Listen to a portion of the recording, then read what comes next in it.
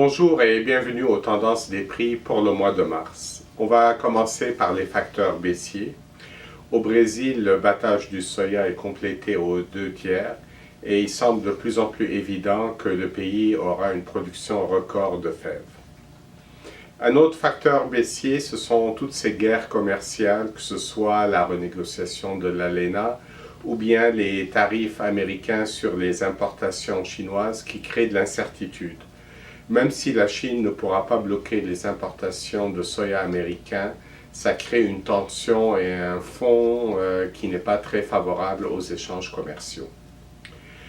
Au Québec, le rythme de la commercialisation du soya demeure très lent. De septembre à janvier, il s'est commercialisé 617 000 tonnes de soya contre 812 000 tonnes l'an passé à pareille date.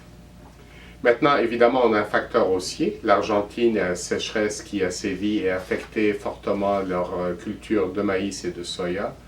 Dans le rapport de mars, l'USDA a abaissé leur estimation de la production argentine de soya à 47 millions de tonnes contre 58 millions de tonnes l'an passé et 36 millions de tonnes pour le maïs contre 41 millions de tonnes en 2017. Il y a plusieurs facteurs qu'il faut suivre de près. D'abord, les exportations américaines de maïs se sont fortement accélérées au cours des dernières semaines, mais leurs ventes de soya et de blé continuent d'accuser un retard significatif par rapport à l'an passé. Au Brésil, la deuxième récolte de maïs appelée safrinha et qui est principalement destinée à l'exportation a finalement été semée sans trop de retard. Le rendement va dépendre des pluies que le Brésil recevra en avril. Évidemment, il y a les intentions d'ensemencement qu'on attend. Aux États-Unis, ce sera dévoilé donc jeudi, le 29 mars. Mais pour le Canada et donc le Québec, il faudra attendre jusqu'au 27 avril.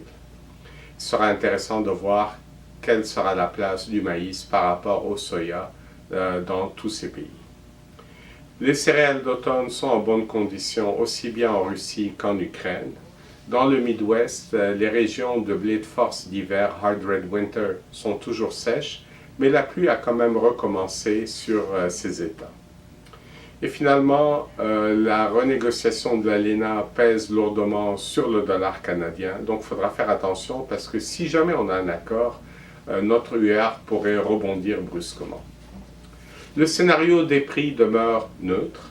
La bourse de Chicago a incorporé la sécheresse en Argentine, aussi bien que la production record de soya au Brésil. Évidemment, il faudra attendre la deuxième récolte de maïs au Brésil. Toute l'attention est maintenant principalement portée sur les intentions d'ensemencement aux États-Unis et aussi, évidemment, les semis qui vont vraiment s'accélérer dans le Midwest en avril. Dans le marché au Québec, les prix locaux ont suivi les mouvements boursiers, donc il y a eu une hausse des prix avec le rallye et ensuite, quand le rallye s'est transformé en correction baissière, nos prix ici ont rebaissé un peu. Et dans le contexte des guerres commerciales et des tensions de libre-échange, il faudra suivre les différents taux de change de très près, pas juste le dollar américain, mais aussi bien le réal brésilien ou le peso argentin, parce que tous ces mouvements des taux de change pourrait avoir une incidence significative sur les bases et les prix au Québec. Voici ce qui conclut nos tendances pour le mois de mars. Au plaisir de vous retrouver en avril.